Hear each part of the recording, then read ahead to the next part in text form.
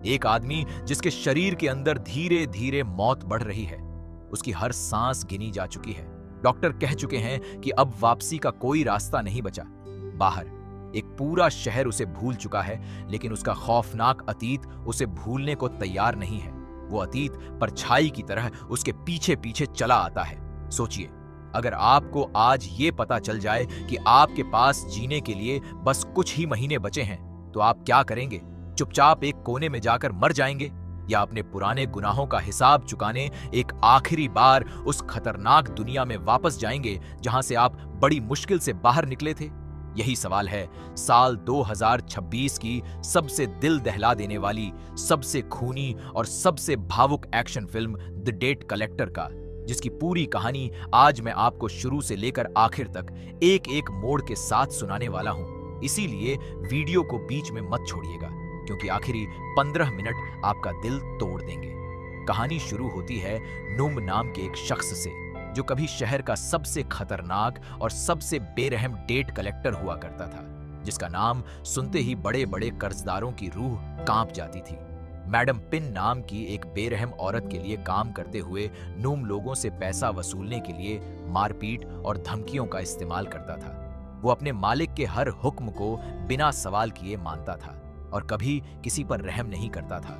उसकी आंखों में कोई तरस नहीं दिखता था, बस एक ठंडा बेजान इरादा दिखता था। लेकिन इतनी हिंसा के बीच भी उसके अंदर एक ही नियम अभी तक जिंदा बचा हुआ था। वो चाहे कुछ भी हो जाए, कभी किसी बच्चे को नुकसान नहीं पहुंचाता था। यही एक बात थी जो उसे बाकी अपराधियों से अलग बनाती थी। एक दिन उसकी जिंदगी पूरी तरह बदल गई। एक ऐसा दिन जिसने उसकी पूरी सोच, उसका पूरा वजूद हिलाकर रख दिया। एक खतरनाक मिशन के दौरान नूम से गलती से वो आदमी मारा गया जिसे वो पकड़ने गया था, और सबसे बुरी बात, उस आदमी की छोटी सी बेटी भी उसी हादसे में मारी गई। उस मासूम बच्ची की मौत ने नुम को अंदर तक तोड़ दिया। उस रात के बाद वो पहले वाला नुम कभी नहीं रह पाया। पहली बार उसे एहसास हुआ कि उसने सालों में कितने मासूम लोगों को तकलीफ दी है, कितने घरों को उजाड़ा है, कितने परिवारों को रुलाया है। भागने की बजाय नूम ने अपनी गलती कबूल की और खुद पुलिस के सामने सरेंडर कर दिया। ये उसका पहला कदम था अपने आप को बदलने की तरफ। जेल में 10 लंबे साल की सजा काटते हुए जब नुम को लगने लगा था कि शायद अब उसकी जिंदगी दोबारा पटरी पर आ जाएगी, तभी उसे एक और बहुत बड़ा झटका लगा। डॉक्टरों ने बताया कि उसके दिमाग में एक ट्यूमर है और वो लाइलाज है, यानी उसकी जिंदगी के दिन अब गिने चुने रह गए हैं। ये खबर सुनकर नूम को अपनी पूरी जिंदगी पर दोबारा सोचने पर मजबूर होना पड़ा। रातों को नींद नहीं आती थी। वो अपने बीते हुए कल के बारे में सोचता रहता था। उसे समझ आया कि उसने जो मासूम लोगों को तकलीफ दी है वो कभी मिट नहीं सकती। वो चाहे जितनी कोशिश कर ले, उन गुनाहों को धो नहीं सकता। लेकिन शायद, बस शायद, वो अपनी बची हुई थोड़ी सी जिंदगी में कुछ अच्छा कर सकता है, कुछ ऐसा जिससे उसकी आत्मा को थोड़ा सुकून मिल सके। जेल से बाहर आने के बाद नूम ने हिंसा की उस काली दुनिया को हमेशा के लिए छोड़ने का फैसला कर लिया। वो एक मठ में रहने लगा, जहां एक भले साधु ने बिना कुछ पूछे उसे नई जिंदगी शुरू करने का मौका दिया। वहां वो ईमानदारी से डिलीवरी ट्रक चलाने लगा। सुबह जल्दी उठता, अपना काम करता और शाम को मठ लौट आता। एक बिल्कुल साधारण, शांत सी जिंदगी। वो चाहता था कि मरने से पहले वो लोगों को नुकसान पहुंचाने की बजाय उनकी मदद करे, उनके काम आए। नुम अच्छी तरह जानता था कि वो अपना अतीत कभी मिटा नहीं सकता, चाहे कुछ भी कर ले। लेकिन वो कम से कम अपनी मौत से पहले अपने बचे हुए दिनों में कुछ भलाई करके अपने पुराने गुनाहों का थोड़ा बहुत प्रायश्चित जरूर करना चाहता था। उसकी ये शांत ठहरी हुई जिंदगी तब अचानक बदल गई जब उसकी मुलाकात दादी लेक और उनकी छोटी पोती नियो से हुई। ये दोनों एक छोटा सा खाने का स्टॉल लगाकर दिन रात मेहनत करके अपना गुजारा किसी तरह चला रही थीं। बड़ी मुश्किल से 2 वक्त की रोटी जुटा पाती थीं। लेकिन पो नाम के एक बेहद क्रूर आदमी के डेट कलेक्टर उन्हें लगातार परेशान करते थे, धमकाते थे, जबरदस्ती पैसे मांगते थे, और अगर पैसे न मिलें तो उनका सामान तोड़ देते थे, उन्हें गालियां देते थे। इन डेट कलेक्टरों को मासूम लोगों को धमकाते देखकर नुम को अपना ही पुराना रूप याद आ गया। अपने अतीत को लेकर शर्मिंदा नुम ने फैसला किया कि वो इन दोनों की मदद करेगा। शुरुआत में उसने बिना हिंसा के मामला सुलझाने की कोशिश की। उसने दादी लेक और नियो की हिफाजत की और उन्हें पुलिस में शिकायत दर्ज कराने में भी मदद की। लेकिन जैसे ही लोगों को नुम के खतरनाक अतीत का पता चला, सब कुछ और बिगड़ गया। दादी लेक और नियो डर गईं और नुम से दूर चली गईं। दूसरी तरफ पो को बहुत गुस्सा आ गया, क्योंकि नुम ने उसके धंधे में दखल दे दिया था। कोई उसके सामने खड़ा हो, ये उसे बर्दाश्त नहीं था। बदला लेने के लिए एक रात पो ने अपने आदमियों से दादी लेक का पूरा घर आग लगवा दिया। इस भयानक, दिल दहला देने वाली आग में दादी लेक की मौत हो गई। वो अपनी पोती को बचाते बचाते खुद आग में जल गई और नियो बुरी तरह जख्मी हो गई, लेकिन किसी तरह बच गई। जब नुम को यह खबर मिली तो उसके पैरों तले जमीन खिसक गई। नुम खुद को कसूरवार मानने लगा, क्योंकि एक बार फिर उसकी वजह से मासूम लोगों को तकलीफ झेलनी पड़ी थी। वही पुराना चक्र दोबारा दोहरा रहा था। इस हादसे ने उसे सालों पहले मरी उस मासूम बच्ची की याद दिला दी। वही दर्द, वही अपराध बोध एक बार फिर उसके सीने में उठने लगा। नुम को एहसास हो गया कि जब तक कोई पो के खिलाफ खड़ा नहीं होगा, वो मासूम लोगों को तकलीफ देना कभी बंद नहीं करेगा। भले ही नुम बाकी जिंदगी शांति से जीना चाहता था, लेकिन अब उसके पास उस हिंसक दुनिया में वापस लौटने के अलावा कोई रास्ता नहीं बचा था। इस बार वो पैसे या ताकत के लिए नहीं लड़ रहा था, बल्कि मासूम जिंदगियों को बचाने के लिए लड़ रहा था। इसी बीच कहानी में एक और बेहद अहम किरदार सामने आता है, कॉन्ग नाम का एक पुलिस अफसर। ऊपर से देखने में वो कानून का रखवाला लगता था, लेकिन पुलिस की वर्दी पहनने के बावजूद कॉन्ग की अपनी बहुत सारी निजी परेशानियां थीं, जो किसी को नजर नहीं आती थी। जुए की लत की वजह से उसने भारी कर्ज ले रखा था और उसका कर्ज दिन ब दिन बढ़ता ही जा रहा था।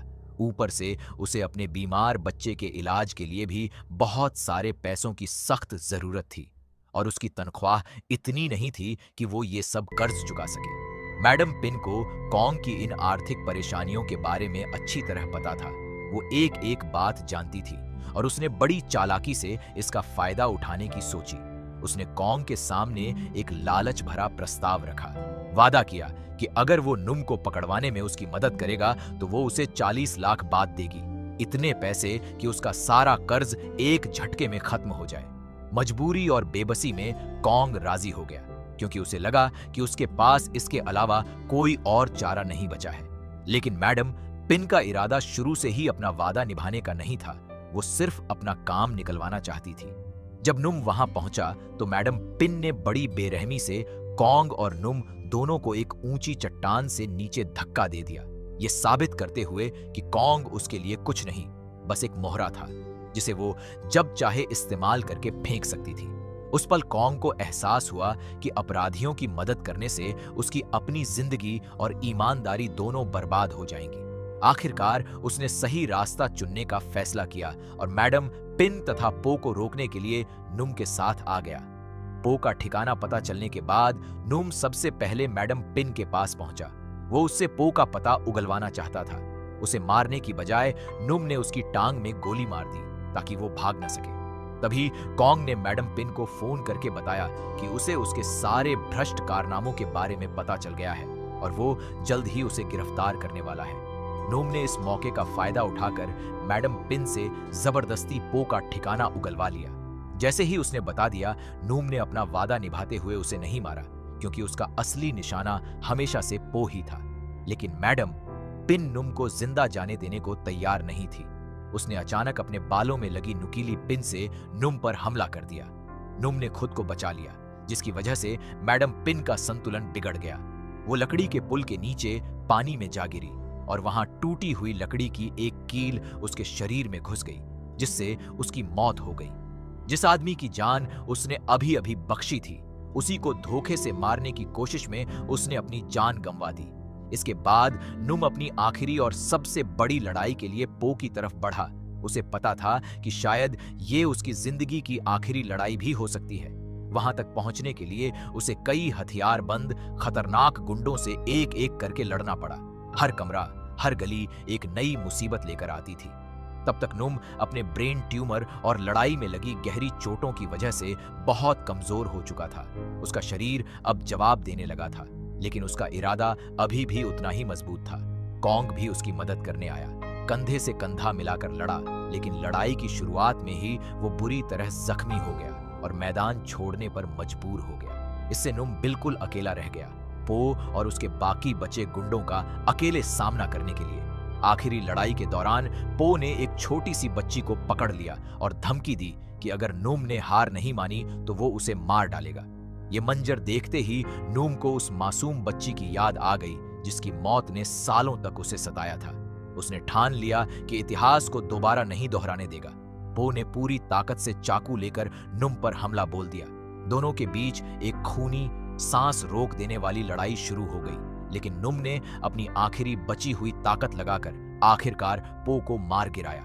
पो को हराकर उसने उस हिंसा का हमेशा के लिए अंत कर दिया जिसने इतने सारे मासूम लोगों की जिंदगियां बर्बाद कर दी थी। उसका ये बदला सिर्फ गुस्से की वजह से नहीं था, बल्कि अपनी जिम्मेदारी निभाने और एक और खतरनाक अपराधी को मासूमों को नुकसान पहुंचाने से हमेशा के लिए रोकने के लिए था। लेकिन पो को हराने के बावजूद नोम खुद जिंदा नहीं बच पाया। उसकी चोटें, खून बहता हुआ शरीर और उसकी अंदर पल रही लाइलाज बीमारी, ये सब मिलकर आखिरकार उसके शरीर पर भारी पड़ गई। फिल्म के आखिरी सबसे भावुक पलों में नुम उस छोटी बच्ची का हाथ अपने हाथ में थामे हुए धीरे धीरे अपनी आखिरी सांस लेता है और दम तोड़ देता है। ये एक बहुत ही मार्मिक पल है, क्योंकि सालों पहले उसकी वजह से एक मासूम बच्ची की जान गई थी और अपनी मौत से पहले वो एक और बच्ची को उसी अंजाम से बचाने में कामयाब रहा। वो अपना अतीत कभी मिटा नहीं सका, लेकिन अपनी आखिरी सांसों में उसने लोगों को नुकसान पहुंचाने की बजाय उनकी हिफाजत की। नूम की मौत के बाद मैडम पिन के पूरे अपराध जाल को तबाह करने का सारा श्रेय, सारी वाहवाही कॉन्ग को मिलती है। अखबारों में उसकी तस्वीर छपती है, लोग उसे हीरो कहते हैं, लेकिन हकीकत में ये सब कुछ नूम की खामोश कुर्बानी की वजह से मुमकिन हो पाया था। और इस सच को शायद बहुत कम लोग ही कभी जान पाएंगे। भले ही उसे वो शांत, सुकून भरी जिंदगी कभी नसीब नहीं हुई जिसका उसने सपना देखा था, लेकिन वो इस बात के साथ मरा कि अब वो कभी किसी और मासूम को नुकसान नहीं पहुंचा पाएगा। और यही सुकून उसके लिए काफी था। उसकी कहानी एक ऐसे इंसान की कहानी बनकर रह गई जिसने अपने गुनाहों का प्रायश्चित किया, जिसने अपनी आखिरी सांस तक कुछ अच्छा करने की कोशिश नहीं छोड़ी और ये साबित कर दिया कि भले ही बीता हुआ कल कभी बदला नहीं जा सकता, लेकिन आखिरी सांस तक सही रास्ता चुनने का हक हर किसी इंसान के पास हमेशा बचा रहता है।